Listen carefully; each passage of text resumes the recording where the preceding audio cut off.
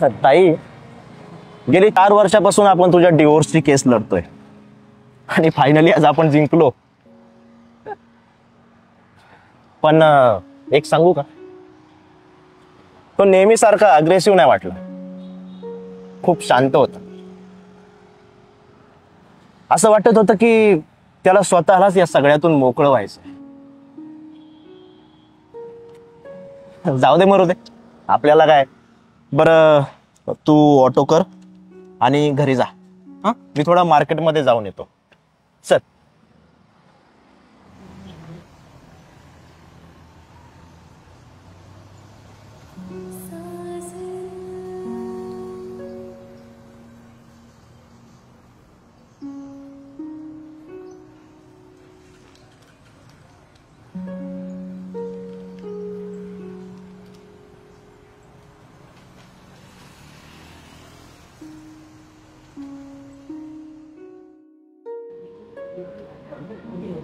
दादा, 2 कडक आलं टाकलेला चहा ना.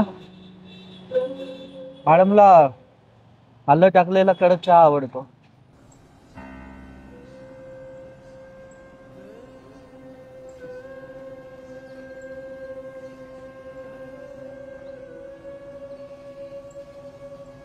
औषध घेतोस ना?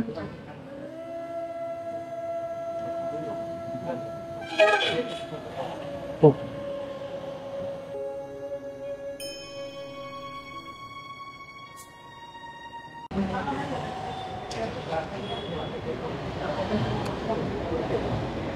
रिपोर्ट आले. डॉक्टरांनी सांगितलंय माझ्याकडे आता कमी वेळ आहे. फक्त वर्षभर. पुढच्या आठवड्यापासून केमोसाठी बोलवलं.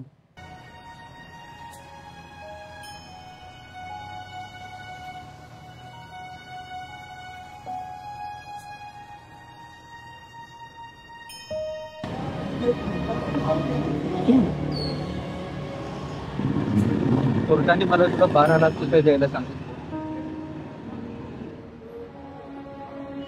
एवढ्या नाही येत आता माझ्याकडे, पण घोडेगावचा फ्लॅट, लॉकर मधलं सोनं सगळं असाइन केलंय तुझ्या नावाने. पुढे तुझ्या कामी येईल. चिनूच्या शिक्षणासाठी, तिच्या लग्नासाठी.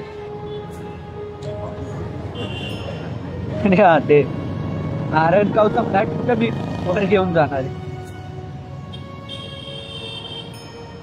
तो पण तुझ्या नावावर करतो. म्हणजे मी गेल्यानंतर. पाहस, खूप बोललास. एक अक्षरही बोलू नकोस. तुला प्रत्येक वेळी स्वतःच खरं करायचं असतं, पण आता नाही. मीच जिंकत आले आणि यावेळी मीच जिंकणार.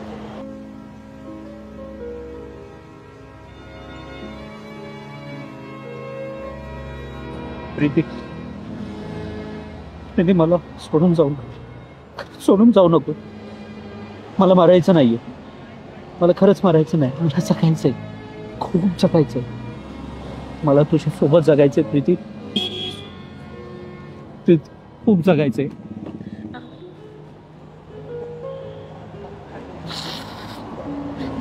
प्रीती, मला सोडून जाऊ नको. मला जगायचंय.